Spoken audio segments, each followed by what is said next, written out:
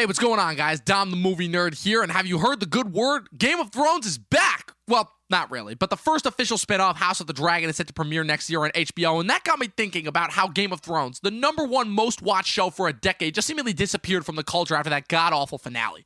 And I wanted to find out why, which is why I'm proud to present the newest hit show from the Talkin' TV network, Talkin' Thrones, the new weekly show where myself and friend of the channel, Professor Pat Huber, get together to break down each and every single episode of this hit show. We've got focus character segments, we break down the lore, we go over some old reviews, all to get to the question of where did this show go wrong? It's a really fun time. You guys are not going to want to miss this. So head over to the Talkin' TV channel on YouTube and Spotify to check it out. We go live every Sunday at 8 p.m. Eastern Standard Time. Audio goes up the following Saturday. It's going to be a really great time as we once again battle it out for the throne. Well, people, we're back. We're actually going live. Again, it's been a minute, but we've got another Marvel movie to talk about. As I texted Chris before, I'm like, well, that was yet another Marvel movie, but hey, it's a movie that actually made money at the box office in 2021, so I mean, hey, that's worth something, right? Yeah, I'm so excited to talk about yet another Marvel film. Wow, that dripping sarcasm wasn't at all obvious in your voice. All of that and more, stay tuned.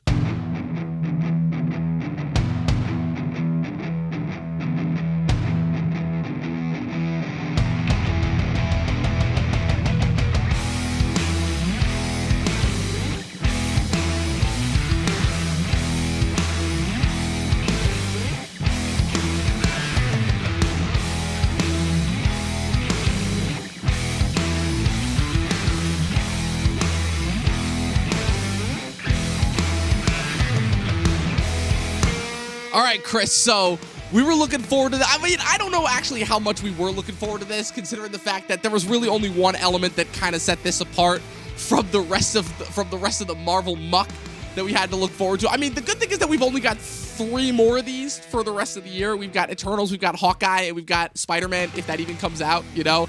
But before we started, also, I just wanted to give a quick shout-out. Unfortunately, we lost another absolute talent today to the absolute worst of circumstances. Rest in peace to Michael K. Williams, Lovecraft Country, Boardwalk Empire, so many other things, but you guys, all of us really knew him as Omar of The Wire, only 54 years young, and yeah, just another absolute icon. He really did transcend kind of, you know, the just regular actor phase. He truly was an icon, and yeah, he'll be missed, definitely. It just sucks that I'll never be able to look forward to another awesome movie or TV show with him in it again, because he had so many iconic roles.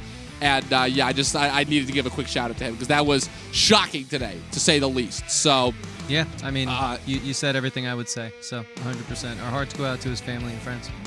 Yeah, absolutely. So Chris, we got another Marvel movie here. We got Shang-Chi and the Legend of the Ten Rings. This movie obviously had a lot of waves, a lot of statements that it was trying to make, you know, when they first announced it, right? It was big on-screen branding, right? They're like, okay, so we had Black Panther, now we're gonna have this vast, you know, this big Disney Marvel movie that's gonna be all about an inflection and a look into Asian culture and all of that. And I'm like, okay, that's cool and all, but like, I'll admit, probably the coolest parts about the trailer, for me at least, were the action sequences. Those actually seemed pretty cool. Those seemed to like have a little bit more than like the typical like kind of Marvel gusto, you know, the generic Marvel look to them. So like, what were your thoughts going into this? Obviously, I know you had a little bit more of a vested interest than me just because of your relationship, you know, to the star here. But obviously, you know, we did a big Kim's Convenience run at the beginning of the year, so. Yeah, I was really looking forward to this one. It seemed like a breath of fresh air. I liked the idea of getting origin stories again. It shows promise towards building towards another sort of end game, which I think is really what we're all hoping for, you know, to sort of get invested in that through line that I think made Marvel so famous and infectious for so many people. And of course, I think Simu Liu is a really great actor, talented actor, and I was excited to see him sort of get a shot at something. I mean, not that Kim's Convenience didn't become something, but clearly it grew over time, and he was still fairly low-key until he picked up the role of Shang-Chi, and I think I'm always cool to see young talent get a shot and swing for the fences, man, and we'll get into it. But I was very much so looking forward to this one going into it, for sure. My question for you before we get started is, what are your thoughts just on superhero origin stories? Because there was a long time in superhero cinema and storytelling just in general, where origin stories seem to be the only types of movies that they can actually do. Every time it seemed like they tried to deviate away from an origin story, that's when you kind of like crash and burn, because that's when you had that myriad of just terrible sequels that we got between the late 2000s and early 2010s before Marvel really took hold. And now we're really in this position where we've sat through so many quote unquote different types of superhero movies. Again, how different can you really be when there's one company that controls 40% of the entertainment industry? But like, just kind of what's your take on it now that you've sat through like a variety of different superhero movies that don't have, the kind of the typical origin story feel, Yeah, I mean, I definitely appreciate a good origin story. I think they're needed and they're important, but I also think that they're not the only way to do it. I mean, it's kind of become the industry standard of introducing a new character, or at least a new character that they hope can take on a leading role. Because obviously we met Vision and Scarlet Witch through the team-up movies, the Avengers movies, just as an example, more recent example. But I think, they're important, and I enjoy them when they're done right, but they are a bit tired and they are a bit repetitive, and I really don't think it's, again, like I said, the only way to introduce a character. In fact, I think, say what you will about the Snyderverse, but in Batman vs. Superman, we're introduced to a whole slew of new characters to that universe. Obviously, we know all those characters prior, but these incarnations of them, and I thought it was fine. I thought it worked out really well. And, so I think it comes down to really my frustration with the superhero bubble that we're currently in, being so homogenized again. But I think this was an example where having so much of the formula be present, how long has it been? 2008, Marvel pumped out Iron Man, right? Yeah. And so been a lot of time since then. I think this was an example where, I feel like because it's such a new character, such a new concept, something we hadn't really heard of in the previous films, even really hinted at the lore of this, I think, this is an example where the origin story play felt right, but I'm just trying to say it doesn't always need to be the only play to introduce a new character. Yeah, it just seemed like for the longest time, right, it seemed to be only origin stories that they could pull off. And then we had kind of a precedent for the team movies, even though the team movies weren't always the best, and then the Avengers happened. And I guess, if anything, that's kind of why I was so impressed with other previous Marvel efforts like Black Panther and Spider-Man Homecoming. Because even though, the quality between those two movies definitely varies, one obviously is a lot more mild than the others, I think that probably the most engaging part about those two movies is the fact that they were able to play off of these characters we'd already been introduced to in team-up movies, but now they essentially had to bring these characters off and do their own thing, and they were able to tell these kind of, for these first movies about these characters without them needing to be origin stories. And that was, I know, for a lot of people, not necessarily myself, but for a lot of people, that's what made the first Spider-Man Tom Holland movie so impressive. And for me personally, that's what made Black Panther really impressive. Because say what you will about that movie, I still think that's one of the only Disney movies that's been made, forget Marvel superhero movies, just Disney movies, like these shallow, really gigantic blockbuster movies that we know are for children, that actually had like a really kind of deep and interesting and really thought-provoking message, I would say, ultimately. Yeah, I agree. And I still think that there's a lot of stuff that goes for Black Panther that sets it above just a myriad of other generic Marvel movies. And despite Boseman's performance, there was also a lot of amazing subtextual stuff there. Yeah, I agree. Agreed. Absolutely. Yeah. And so I guess that's kind of why I had a little bit more of an interest in Shang-Chi, because ultimately, I mean, it kind of wasn't, hard to figure out that Marvel was kind of essentially trying to do what they did with Black Panther, kind of creating this cultural milestone moment for the Asian population the way that they did with Black Panther. So, with obviously, granted, I think that just because of the COVID circumstances, it wasn't going to have that gigantic moment the way that Black Panther, because when Black Panther came out, that was more than just a superhero movie. That was a moment. That was a moment within the pop culture that will be forever remembered for a long, long time going forward. And this movie, again, for circumstances that are completely out of its control, I will say it definitely tried its hardest. But just some initial thoughts getting into it, I will definitely say that while Black Panther, I would say, was able to elevate itself above the Marvel formula in a really rich and interesting way, this one was struggling. It's like Weasel at the beginning of the Suicide Squad. It's struggling to swim right there above the overall current. I'm surprised somebody hasn't jumped on this and made a meme about this yet, where it's struggling to survive above the current of just the Marvel, and it just can't. It just cannot escape the constraints of its formula. Because don't get me wrong, there are certainly some cool sequences in this movie. There's certainly some, I'll say, what's it called? There's certainly some cool, flashy visual sequences, I'll give it. And the dramatic elements to this movie, I'm not going to say that they're amazingly well done, because that was the big thing that I saw in the criticism going into this movie, is that the dramatic elements between, like, the familial elements between the characters were some of the best. But for my money, they were good. They weren't amazing. They were good. It was nice, because Marvel's always gotten competent actors. That's kind of been their trademark, is the fact that they actually, for the most part, do have really good actors in this movie. There's a reason why Downey Jr. was the centerpiece of this entire franchise for 10 plus years, because he's a fucking fantastic actor. And they haven't exactly moved away from that, which is nice. It's good to see that even within kind of the myriad of Marvelness and CG coding and everything, they can still act, and crazy superhero extravaganza stuff, they can actually still get some good performances for the most part. But man, I gotta say, I'm not gonna say I wasn't impressed, but I just came out of it and it was yet another one where I'm like, it's fine, it's okay. I dug the scene at the end, but that's about it. That's about the highest amount of praise that I can give this. I mean, I don't know. What about you? What are some of your initial thoughts? Yeah, earlier I said, despite Boseman's performance, I actually misspoke there. I meant to say, even with his performance being so good, Black Panther offered amazing subtextual context. I'm a little tired, guys, so please forgive me. Despite is not the word I wanted to use, but I think you all knew what I meant. But just because of recent events, Boseman's passing, I wanted to make sure I iron that one out there. And so kind of like doing the Black Panther comparison, I understand why you do it. I don't necessarily don't think it needs to happen. I've been seeing that a lot with a lot of people reviewing this one. I think it's a little tired. I think this one can stand on its own, and I don't think it needs to be compared to Black Panther. And that's not saying I like this film. I just don't really understand why we all feel so inclined to make that comparison as we critique and review it. It doesn't make sense to me. I think that this film deserves to just be reviewed on its own, like Black Panther was when it first came out. But anyways, I think my overall thoughts, maybe sort of spoiler-free before we get too specific, right?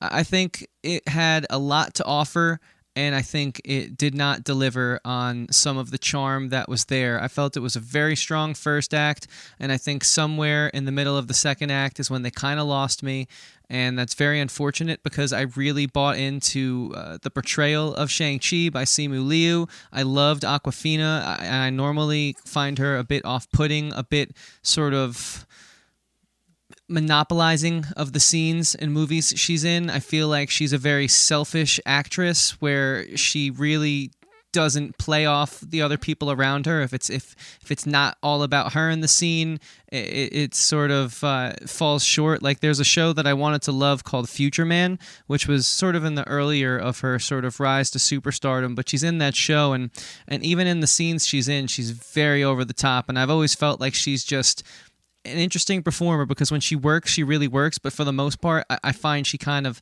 steps on the toes of the property she's in. And so that's all to say that I thought she actually was really, really great in this movie. I actually felt she finally had a chemistry with someone in Simu Liu, and their friendship was very believable, and I liked how they did that whole, because I mean, I don't know, Hollywood for some reason feels obligated when there's a male and a female character, even if they are just friends, like in this movie, they want us to think maybe they're not, and I think they did a really good job sort of handling that for the first time ever. So yeah, basically I think overall, it started off so strong, and I'm still trying to figure out where and why it lost me. Interesting. Well, I mean, I can tell you right now where it lost me, which is where I don't think I've ever seen this in a Marvel movie before. Well, actually, you know what? No. I don't think I've really ever seen this before, where the interesting thing about the first half of this movie is that I feel like, with the exception of certain sequences in the bus scene, the majority of the action in this movie is, for the most part, pretty practical, despite again, we know it's a gigantically budgeted CG movie. There's going to be CG in every single frame of this movie. But I guess after seeing how so much of the Marvel action sequences are choreographed and basically filmed before the director is even brought on, it was nice to kind of see this actual like kind of almost Jackie Chan-esque like paying homage to a lot of the Asian cinema that's come before it. Like there were a lot of very obvious Crouching Tiger, Hidden Dragon homages. Yeah, and that yeah, stuff for was sure. all real, and that stuff was all really well done, and that stuff was all really cool. And again, this is a criticism that I've heard before, and I never really applied it to any of the Marvel films until now, which is where it's the Marvelness of it all. It's the fact that they have to have the gigantic CG-filled third act. It's the fact that they have to have certain of the humor. You know, I will say that as far as kind of the introduction to a new aspect of this world, introducing us to, you know, other elements that are going to start to play into the rest of the MCU, that part's good. I've never had a problem with that in these MCU movies. Those parts I think have always been the best parts about these movies, is the fact that they are able to take these and continue to fold them in as part of the greater whole. I've always admired that. It's just now I'm starting to see, and I said this before since Endgame ended, which is where I'm starting to see now how this is starting to feel a little bit trite and it taking away from the individual property. And I don't know what happened, because somewhere along the line, and I'm just chalking this up to the age that I was when the initial Infinity Gauntlet, whatever it's called, Infinity Saga run happened, which is where between Iron Man and Endgame, I don't know what it was, but every single movie I thought that it did a really good job of towing the line between being its own thing and being a part of the greater MCU universe. There were only a couple of times where it didn't feel that way, but for the most part, every movie felt like it was a chapter in this long book that was building up towards this explosive climax. And then we got it. And then they actually delivered on it, which is insane, because so much of the time they fuck up an ending like that. We literally got an example of that only a couple months later after that movie came out. Actually, no, fuck it. A week after that, after Endgame came out, with the, what's it called? With the Game of Thrones finale. You know, we literally saw that. So, yeah. And now that we're kind of in the post phase of it, right? And now I'm in this weird spot where I'm in the spot that all of kind of the critics that I was watching at the time that were critiquing the MCU all the way up until Endgame. And now, because we're essentially getting rinse and repeat, because it's exactly what they're doing, they're rinsing and repeating. They've already gone out of the way to show, oh, you guys thought that Thanos was shit? He wasn't shit. Just you wait. We're pulling out Kang the Conqueror. We're pulling out the Deviants. We're pulling out Doctor Doom and Galactus. We're pulling out all this stuff. We're pulling in multiverse. But, bro, you thought that Thanos was... And I'm like, oh my God. Now I'm starting to, like, really feel it, you know? Because, again, a big part of what we've been talking about this year, really since we started it with WandaVision this year, is how kind of specifically Marvel, right? We can call it Marvel because that's really what has gotten the most attention this year, right? Has transitioned really from movie storytelling into comic book storytelling. And there's a reason why that doesn't necessarily translate well to the big screen. Because now what we're getting is... At least now that I'm aware of it, I'm going to chalk this up to me again, because I guess they were doing this before. I wouldn't know. I was 11 through 22 when those movies came out. So I'm chalking this up to the fact that it is now officially reaching the point of where, okay, now every new thing that's getting introduced is going to build up to something that's going to inevitably continue this and make this endless. And now I'm starting to get sick and tired, and now I'm starting to get bored of it, you know? It was a little bit of a ramble, but I feel like that just chalks it up to like why this movie personally lost me, you know? No, yeah, for sure. I think you raised some really great points in there. Specifically, I think the humor again. I thought it actually worked a little bit more than most Marvel films, but that's only because Simu Liu and Awkwafina do have comedic chops, and so it felt a little more natural. But I think the type of humor that Disney pushes on us is just the lowest of low brow, cheapest of cheap jokes that won't age well, and some of them already aren't aging well if you go back and watch the older films. And it's just, they're so drag and drop, copy and paste, whatever you want to use to describe the fact that they're recycled. Take your pick and apply it, you know? It's just, that's really how it feels. And so I think we got lucky this time around because, again, it's the comedic chops of Simu Liu and Awkwafina, and I did enjoy their chemistry, but it still does not excuse the fact that these jokes are just so sad and so overdone. It's like you know, so you ask someone for a hamburger and you say well done, but you don't want it charred and black, you know, like they're overcooked, man. And it's a little sad. It's just that this time, you know, the chef disguised it a bit with like some chipotle dressing, so you bite in, then you realize it. But at least it's not like the other times where you just got cheese and it's a little more obvious. But I don't know. I just think it's I'm feeling overcooked in general with Marvel. I mean, I think I've said that more than I think I've said that before on this show. And yeah, so I don't know. I mean, I think Eric's saying WandaVision and Loki are two of his favorite MCU projects, and that gives him faith. And the rest of Phase 4 feels very trite, like we said. But the few movies look particularly great. I mean, I don't know. I don't know what looks great anymore, because I thought this was my hope. This and Loki. Loki didn't let me down, thankfully. But like I said earlier in the year when we were talking about our anticipated for Marvel, it was this and Loki that I was the most looking forward to, and they're only batting for me 500 in regards to like achieving that, because what this did, and this is the only sort of instance where I understand the Black Panther comparison, is it offered a breath of fresh air into the MCU, unlike one we hadn't seen before. But they just flopped on it. They fumbled the ball on this one, I really think. Because, I don't know, man, it was just unfortunate that it wasn't, as I thought, immersive into the culture that they were trying to let us into, as I had wanted. It felt very surface level, and you know what it also felt like? It felt very referential of like American culture, that I felt like I knew a lot of the references, and I felt like I shouldn't, because I was born and raised in an Italian household, like I didn't feel like I came out enriched in the way that I think they would have wanted me to come out. And I think that's just unfortunate, and I think that's the formula rearing its ugly head, but no one seems to really care. That's the saddest part to me about all this, is that, hey, people are feeling, I guess, a little better apparently about the state of the world, because this movie is our closest to $100 million film of the year in its opening weekend, and people came out in droves, even with Disney's, and the reviews are just stellar, too, if you look. I mean, all the hacks are giving it 10 out of 10 across the YouTube and Twitter space, right? And it's just so sad, because we're not going to get better, because no one's asking for better. And it's a shame, because I think the biggest crime, and I'll turn it over to you after this, I think the biggest crime that this film commits is the fact that I really do think our leads in Simu Liu and Awkwafina connected with these characters.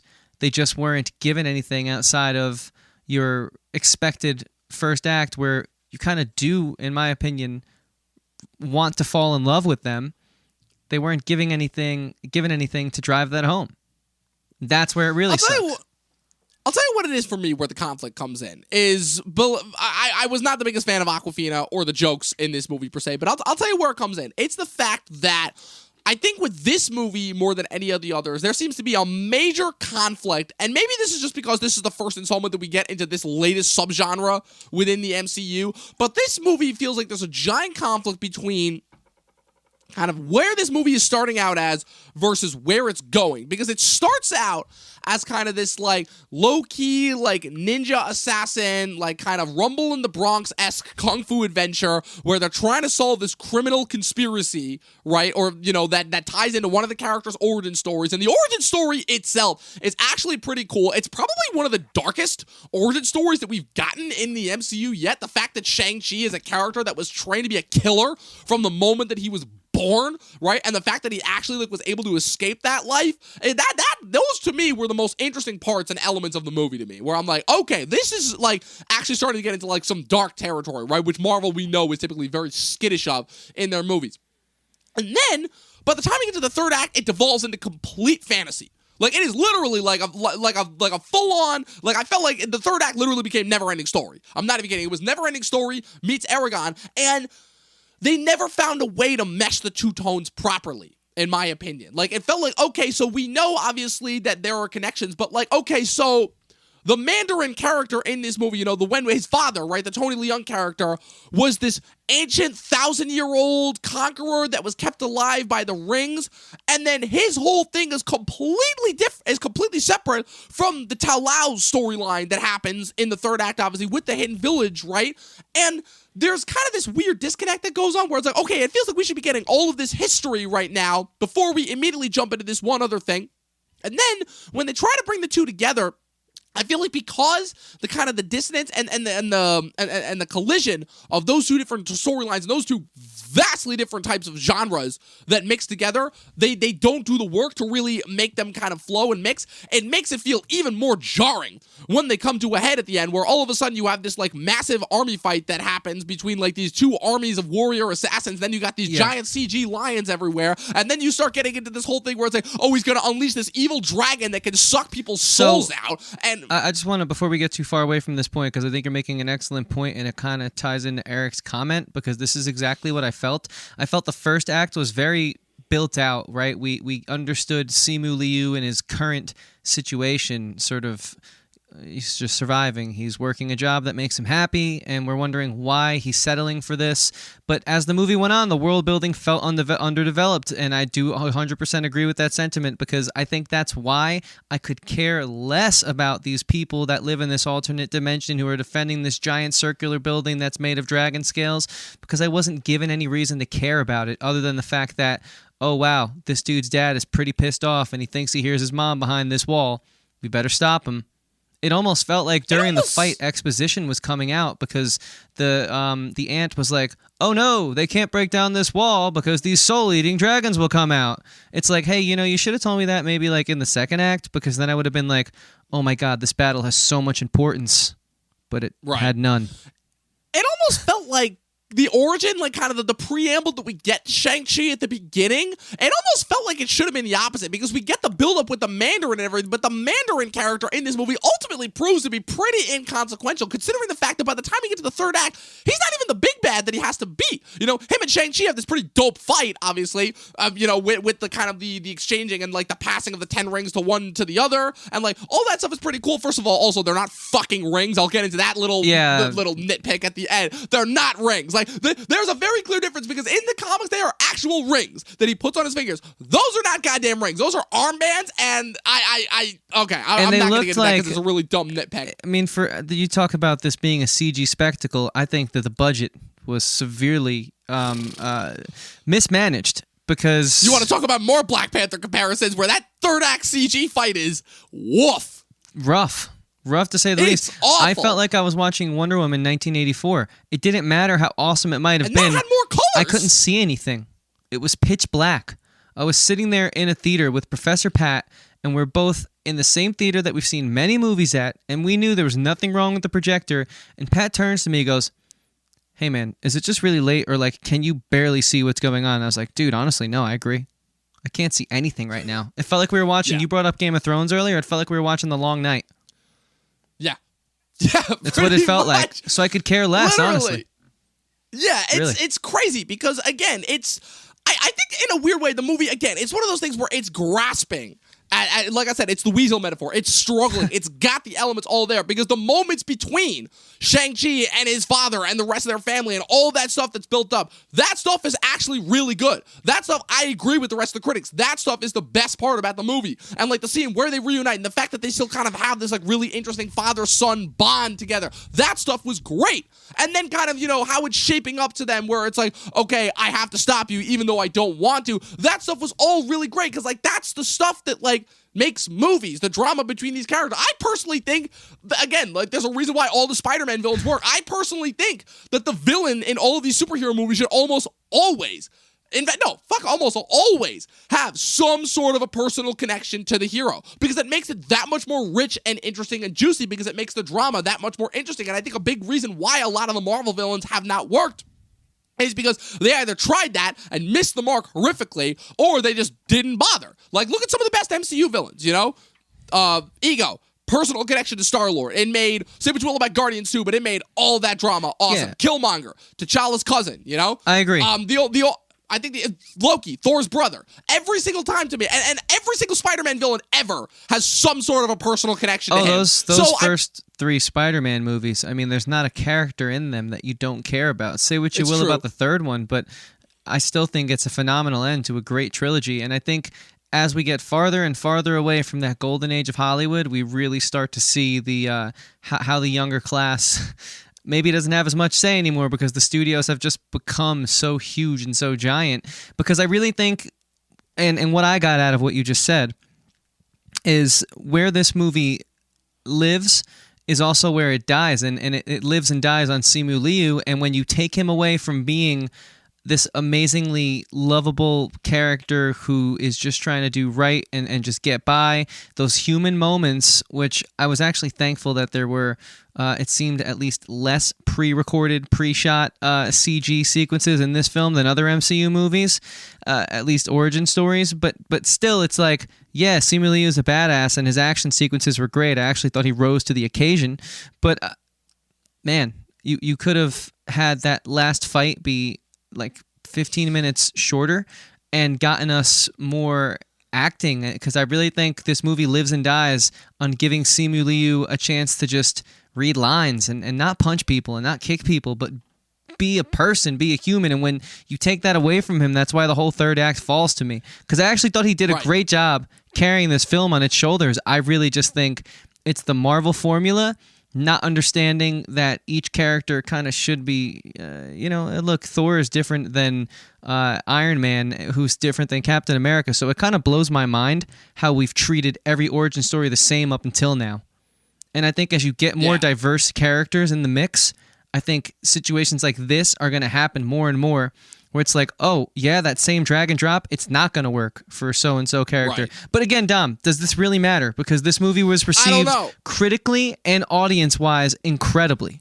Like, this is a hit, and they didn't even market it. So what are we talking about? I don't know. It made like $100 million at the box office. There was like 2 trailers that were released, and everyone went crazy because they're like, oh, Abomination and Wong are in it, and it kind of ends that way. I'll just talk about like kind of my problems with the third act, which is where you have this dope-ass dragon fight. I will say that. Like, I know that, like, the CG was pretty terrible, and I'll agree, but, like, man, I haven't had a good dragon fight since 2006's Aragon, and that CG was, 2006 CG, and that shit was pretty fucking spotty. And you want to talk about dark and damn near incomprehensive in order to cover up the spotty CG? But, dude, every time we get a dragon fight in something, it really sucks that they can't seem to, like, actually light it well. But we actually got like a dope ass. I don't know. But we actually got a dope ass dragon fight in this movie. But I'll tell you why it doesn't work, because just from so we have the dragon fight, and that's cool and all, but it commits the cardinal sin where it robs the main character of his agency. Because Shang-Chi gets in the killing blow, but like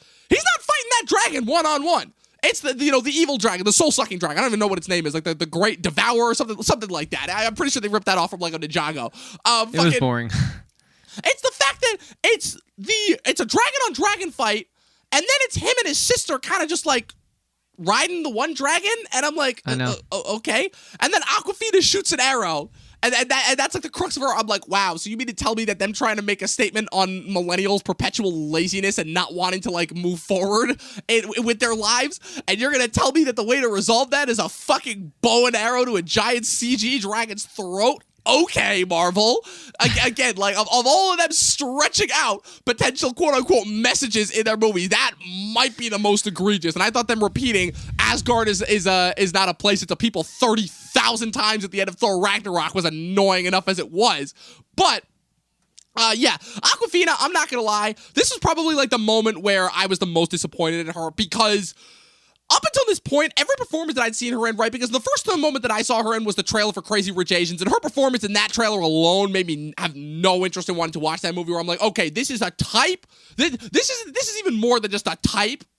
What's it called? As far as like, the fun, jokey sidekick, best friend character or whatever. This is like borderline becoming a stereotype, where the type becomes the stereotype. And then I saw her in The Farewell, and I'm like, oh shit, this girl can actually act. And she actually gave like a really multi-layered, really dramatic, incredibly nuanced performance in that. And then I was expecting that type performance again in Raya. And then she actually like was able to bring a decent amount of depth and nuance to that as well, even though that was much more so, in her wheelhouse, in her comfort zone of acting. But I think you nailed it on the head before what you brought up about her, which is that you're right. When she's acting, her and Simu do have really good chemistry, which is pretty cool. But when you're acting, you know how they say that, most acting is reacting, when you're acting off of a person in another scene.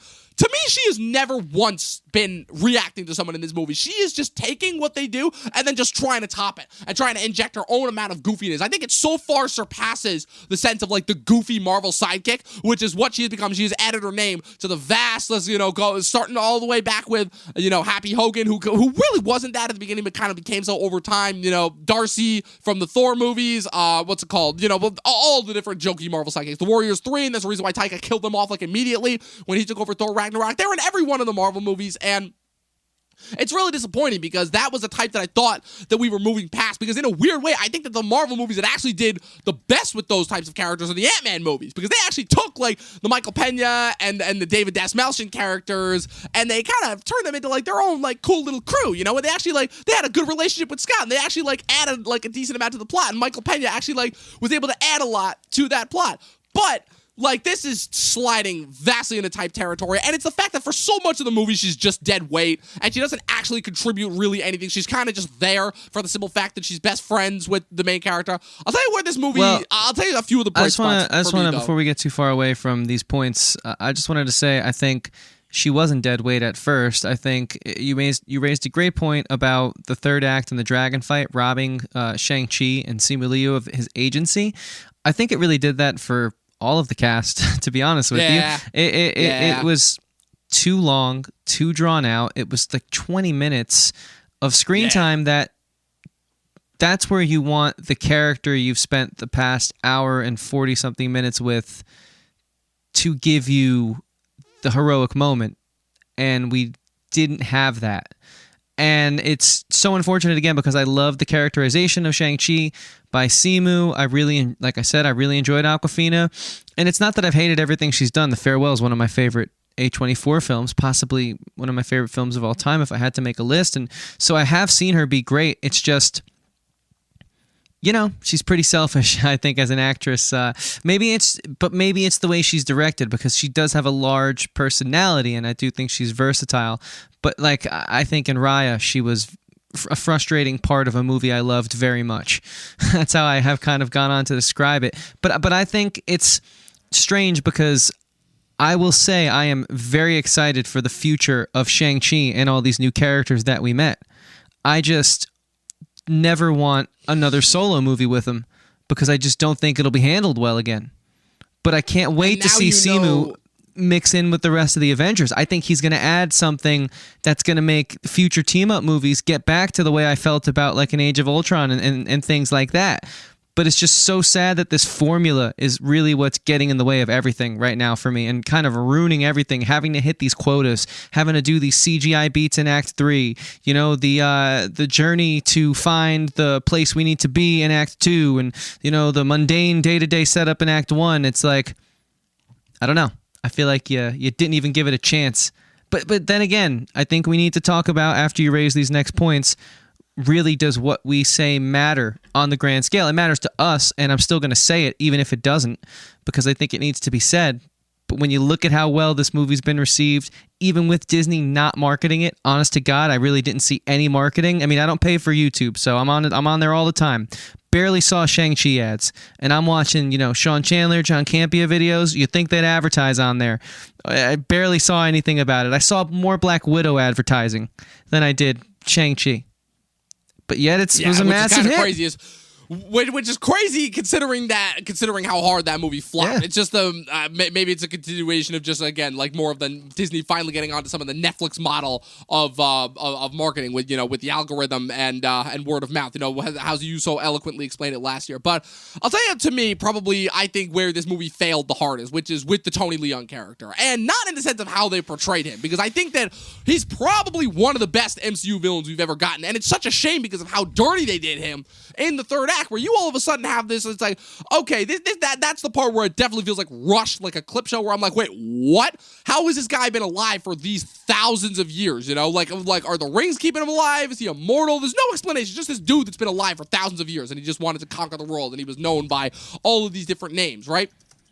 And then you actually bring it into the elements of his family, and again, to me, the best parts about this movie, which are kind of Shang-Chi's backstory that ties directly into his father, and you think that it's okay, so it's just the typical daddy issues, oh, my dad was an asshole to me, he didn't understand me thing, and it's not that. Not at all. Instead, it's no, it was ultimately, they were actually a family, and they were brought together, and unfortunately that was torn apart by this horrific tragedy that was brought on by the deeds committed by, by the sins of his past. And now he kind of takes that frustration out on his son that creates this rift between not only his son, but his daughter as well. And now he's trying to bring them back in this really twisted manner. Like, all of that stuff is great. And it's fantastic, and Totally Undoes great. I even think, far be it from me to ever praise Marvel for a retcon, because they've done it so much, but the way that they retcon and kind of pay homage to Iron Man 3, famously one of my least favorite and one of the most poorly received MCU entries, and they actually managed to make the parts that, like, kind of not amazing, but like kind of interesting, where it's like, okay, so this was just a mass appropriation of it, and this is like the real Mandarin. That stuff was pretty fucking cool, at least for me. And then, like everything else that gets ruined by the third act, it has completely robbed them of an agency, because you take this really awesome character that they set up in the beginning, and they ultimately make him yet another fool for sorcery, where it's like, okay, so you're familiar with the origin of this village. You're familiar, okay, you've done so much extensive research on this village. You have to know, to some extent, what is actually behind that wall. And the fact that he is so blindly, and somebody who has clearly been using alien artifacts of some kind, like from another dimension, like it is established in the post-credit scene that the 10 ring, the Makluan rings, are not from Earth, right? They're kind of another alien, they're kind of another alien enterprise that funded this. Again, very similar to the vibranium comet in the beginning of Black Panther. Again, just showing another example of what Black Panther did right that this movie did wrong. And this dude is such a chump that he's falling for an evil voice. It's like, bro, it's another one of those elements where kind of the self-aware nature kind of overrides the tropes that we've seen a million times before, where it's like, dude, have you never seen a movie before? Because obviously the MCU has done this before, where they've tried to be all meta and poked fun at themselves, even though they just do the same tropes that Disney. Disney's become particularly notorious That's of this. really funny. And guilty Have you of this never seen over a the last movie couple before? of years. Where it's like, yeah, it's like, dude, fucking every other fucking crack out of Spider-Man's mouth in this movie, in this universe, is a movie reference. So these guys clearly have an understanding of previous pop culture. And it's like, bro, you've never seen a movie where there's an evil voice talking in your head pretending to be someone that you love and that you care for, and you're just gonna fall for that? Like, it's the Achilles heel of this villain, which again really saps it, because it's this fucking awesome drama, and the fight that actually happens between Shang-Chi and the Mandarin at the end is fucking cool. And I just wish the circumstances around getting into the fight were just done better, because I'm like, really? An evil CG being from a dark dimension that mimics other things? Like, come on, we're past this. This is like, we talked about like this mimicking 2000 storytelling. That is such a tried and trite storytelling technique and method that we've seen a million times before, and there's a reason why we were trying to leave that behind. Like, come on, man, you're better than this. We're not, though. I mean, as a people, we're not, because we keep,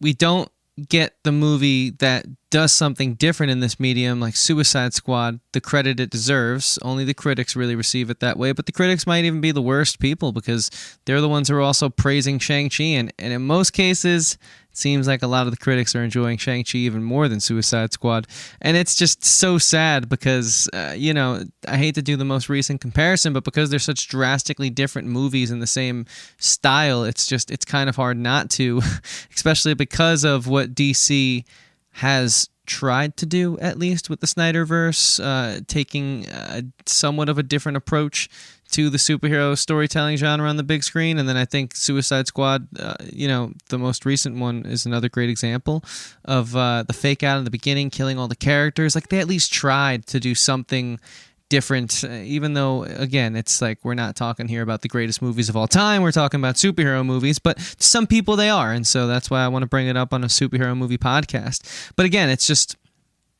I don't know, Dom, I mean, I can't understand how people don't see what we see, how they don't understand that, wow, this is really just the same thing, except it's got, instead of having a purple tint on it, it's got a blue tint on it this time, but it's like the same exact thing, really, as so many of these other first outings, these origin stories we've gotten. I don't know. I'm just at such a loss with this one, especially, and the most confusing thing, again, which I've said ad nauseum on this podcast, is it's like, I most of the times don't want to love the origin story character. In this situation, I really did. And I was taking out my bias of being such a fan of Simu's from Kim's Convenience. Like, he had to win me over in this role. and it felt organic, and it showed he had chops. And then they just mismanaged that, and I was walking out of there thinking like, okay, cool. Audiences are finally going to see what I see, because this is a fresh face to so many people. You know, this is his first impression to the world, really. Sure, he did it in Canada with Kim's Convenience, but I was like, awesome. They have a blank canvas to see the formula and how it fails. That's what I was thinking after I watched this on my ride home. That was not the case when I woke up and I saw the box office numbers the next day. So I don't know, Dom. I know nothing, I feel. I know nothing, Jon Snow. I don't have necessarily an answer to this, because it's an answer that I've been trying to rack my brain around for a long time, which is like, again, it's a question I've been asking myself since 2016, 2017, which is just, what happened? Was it the internet? Was it Marvel? Like, what happened to movies where the interest area stopped being in making the best movie possible, and it started going, what kind of a reaction can we get? Because we understand that Hollywood is a business first and foremost, and at the end of the day, they don't care about the quality of the products they're putting out, at least not anymore. They care about how much money they get out of it, and we understand that. But I was trying to think, because I'm like, it's more than just that, right? And I was listening to a couple of reviews, and I remember this thing that I heard on Patrick H. Willems a couple of years ago. Patrick did a big, giant 3-part mini series talking about his problems with the MCU in general, but they don't go into like kind of the usual problems with it. They go specifically into the filmmaking aspects that he doesn't admire, and he himself was just as confused as we were. I would very, very much recommend it and go watch it, because I think you'll find kind of a lot of similar strife that he has, that you have with these movies. But I was watching a review for The Suicide Squad from a YouTube critic that I will admit I am not the biggest fan of. It's Your Movie Sucks, and it's kind of like very much that old school kind of YouTube critique where it's like, okay, we're just trying to do the honest trailer cinema sins thing where we just point out every dumb little nitpick and we don't actually try to analyze the movie in any meaningful way, because that's what'll get the YouTube clickbait crowd crazy, you know? And he brought up an interesting point, which is that, and this is really fucking tragic to say, but think about the amount of people that are on social media tweeting, and think about the movies that come out every year. The ratios don't line up, to say the least. There's no way in hell that every single person online is going to watch every single movie that they talk about. And it made me realize when he brought this point up, I'm like, wait. Oh, I get it now. The reason why these Marvel movies are doing so much more than quote-unquote the good movies is because, Chris, let me ask you something. You're a sports guy, right? Yeah, for the most part. When you go to see a sports game, right, are you going because you want to see like something new and different from your sports team? Or are you going because you kind of know what you're going to get and you're just looking to have a good time? Yeah, I'm going to get the best experience of what I already want. Like, of what I already know they can produce. Like, I want to see the same game I've seen over and over again, but I want, since I'm paying for the ticket in that moment, it to be the best example of the game I know and love in and out. That doesn't change. All right, I guess that was a bad example, because again, I would like to think like of a typical higher intelligence than the majority of the people that are online. So that was poorly phrased. But I guess the kind of the point that I'm trying to get at is the majority of people online don't even actually watch the movies that they're taking shots at. They just tweet off a take in order to tweet off a take. Again, it's kind of that Twitter bubble, that mindset, right, where we talked about, which is that 99.9% of the people that tweet about these quote-unquote important issues don't actually know anything about the issues that they're tweeting about. They just like to be part of a cause because it sounds cool to be a part of, right? I see what you mean. And that's essentially what we have here, where, again, the brand of Marvel has so far surpassed the idea of quote-unquote a good movie. Again, people are just tuning in for the brand. They don't care about the type of movie they're getting. They don't actually have a thoroughly, interesting knowledge of cinema. At best, the majority of people who are invested are already comic book fans. So for them, they're just getting like their just desserts, because they're just getting exactly what it is that they love about comic books, which again, I've said multiple times, there was a reason why things that work for comic books do not work for movies. But again, people like us are going to be the ones that bring that up, but the regular average comic book people are not going to care about that, because they're getting exactly what they want. So it's because, to me at least, it's the first instance. Are you saying there's comfortability and familiarity? Yeah. So that's what you meant with the sporting event thing, in other words? I'm just trying to, because I thought there was something in there. I just want to unpack it, because I think it's a good analogy. Yeah, it's kind of to the point where these Marvel movies are not movies. They're events. And we've talked about this, right? Kind of with just the transitioning of cinema, what the actual purpose of the movie theaters are going to be going forward. Mm-hmm. And I guess the point that I'm trying to make is that these movies are no longer movies, if that makes any sense. And it's kind of difficult. It just makes it difficult, right? Because we're talking about it, right? It is shot on a camera. It does star actors. It does have a story, first and foremost. And we are talking about it on a movie-related, primarily geared show, but it doesn't feel like it. It doesn't quite feel like a commercial, although that third act really did feel like, hey, come and check out the latest installment that's going to be in Disneyland later on. But you're right. But you're right. It's the kind of the comfort in the familiarity, and it's the fact that people are showing up to kind of support their favorite sports team, and they're not trying to really even kind of enjoy and get the best experience possible out of it because they already know exactly what they're getting. So there's kind of no reason for them to kind of take charge and have trouble with it because, again, if you know everything that's going in, right, and you're kind of not to the level that we are as far as where we, again, it's kind of a problem that we have where we overanalyze and, and look for things that make our stuff, the stuff that we love so good that most people just don't look for and just don't care about, and that's kind of the answer. It's kind of the reason why they're kind of blowing everyone else out of the water because they have created the ultimate form of comfort food and they've managed to create just enough, not enough to really be noticeable, but just enough of a difference to make it seem like, okay, you're going to get something a little bit different when really it just is just more fast food, just more force feeding, just more comfort food, just more of the same.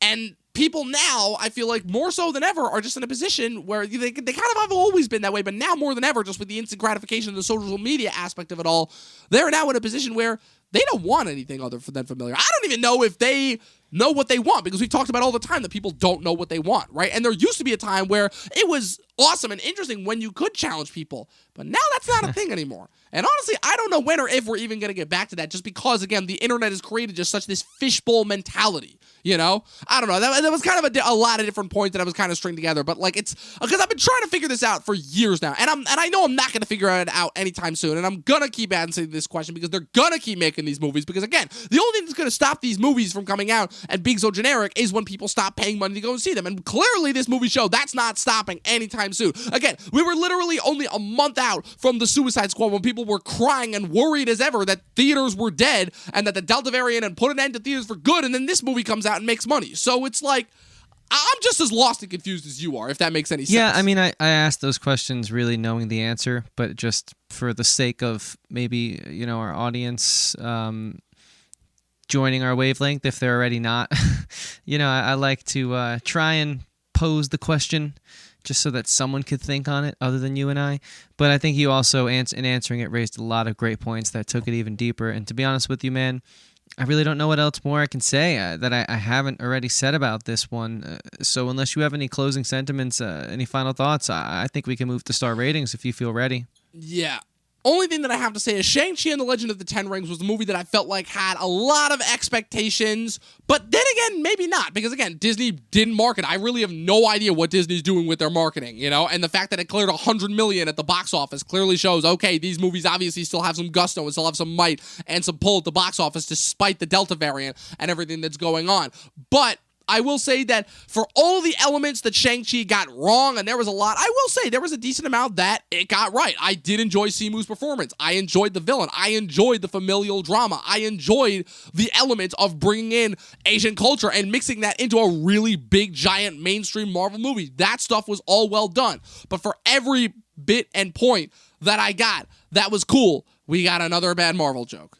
And we got another bad Marvel CG insert. And we got another terrible extra. And we got, again, possibly the worst CG-filled third act to end all third acts. There have been a couple recently, but this one might take the cake for just being the most boring, the most uninteresting, the most generic, the most just bringing it down to, okay, just throw a bunch of CG vomit onto the screen.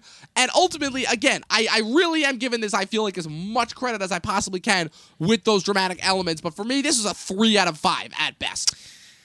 Yeah, I agree.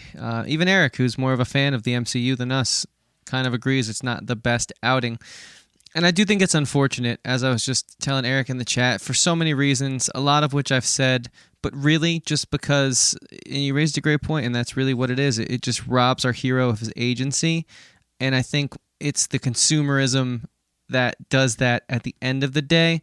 I think that these movies are very much so the movie that wants to give the audience what they want and what they expect. And because we haven't, as a whole, some of us have, like you and me, Dom, but we haven't really backlashed too hard against those terrible CG third acts that are so dark that you can't tell what's going on. We're just getting more and more of them. We've already gotten 2 this year in Wonder Woman 1984 and now Shang-Chi. We're reaping what we sow. I think this is one of the best examples of that, and I think the next Marvel film that comes out will be the next best example of that, and then the next Marvel film that comes out after that will be the next best example of that.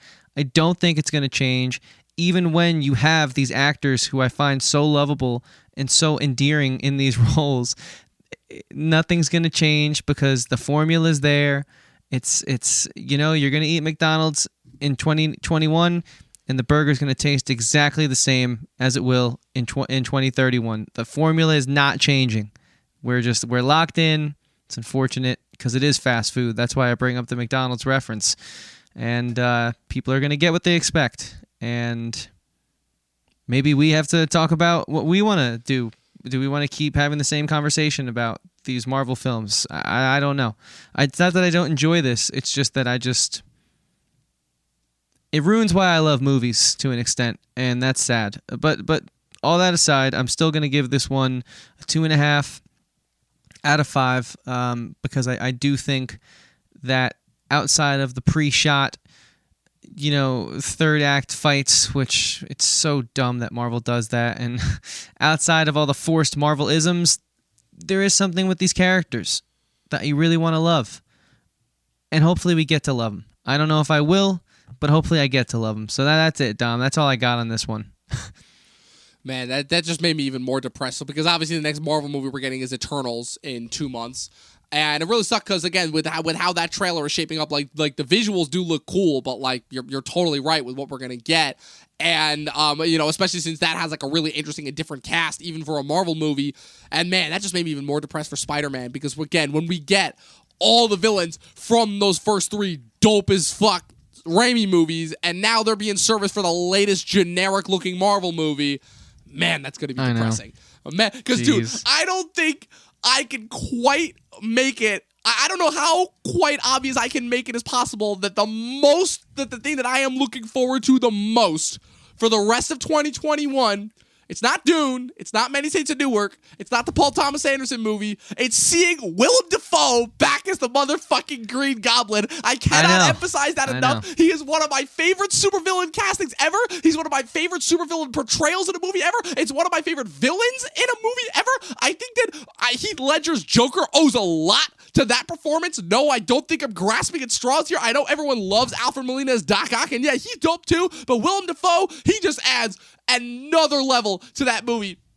And waiting for him, and it sucks because we got the Molina reveal in the trailer when that came out, not the Willem Dafoe reveal, but man, just the fact that we saw the pumpkin bomb and we heard the laugh, I'm like, oh man, that's my most anticipated moment of the year is seeing him back. And man, I'm hoping they don't fuck it up, and I'm hoping his acting is enough to surpass the generic Marvel stuff, but I don't have a lot of faith, especially after this movie. I can say that much. It really is. It really, really is, But with that being said, that is a review of Shang-Chi and the Legend of the Ten Rings. Let us know your guys' thoughts in the comment section below. Let us know, what are we missing? Please inform us. We really want to know. We really, really would like to know. What is it that we're missing about these movies that makes them so engaging and appealing? Whatever they are, leave them in the comment section below. Be sure to click the subscribe button, click the like button, click the bell next to it. That way you get notified every time we put up new content. Chris, where can the good people find you? Yeah, they can find me across the social medias at Christian Ivanko. Ivanko spelled Evanko. On all those social medias, there's a nifty little link in your bio. Click that. You can find my music, which is available on Apple Music, Spotify, SoundCloud, YouTube Music, Google Play, and many, many more platforms, as well as my other podcast, Talking with Andrew and Chris. Talking spelled the same way we spell it here, a show about life, music, and everything in between.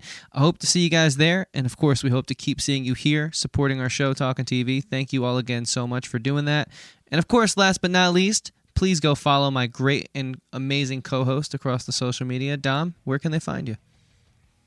at Movie Nerd Reviews on Facebook and Instagram. But more importantly, you can follow me posting every day on our social media platforms, Facebook and Instagram, at Talkin' TV Podcast across both. I wanted to thank you guys for tuning in. We went live a little bit late tonight, but it was well worth it thanks to you guys. We had a ton of fun, even if we didn't like the movie that much in question. And we'll see you guys next week. We've got another good one for you guys next week. We're getting our boy James Wan back with another original horror movie idea that he's doing. So let's hope that this could be a little bit of a good installment within this just god-awful year. But you guys know what I'm going to say next. Keep coming back for more 12 Seasons in a Short Film and watch more fucking movies. We'll see you guys next time.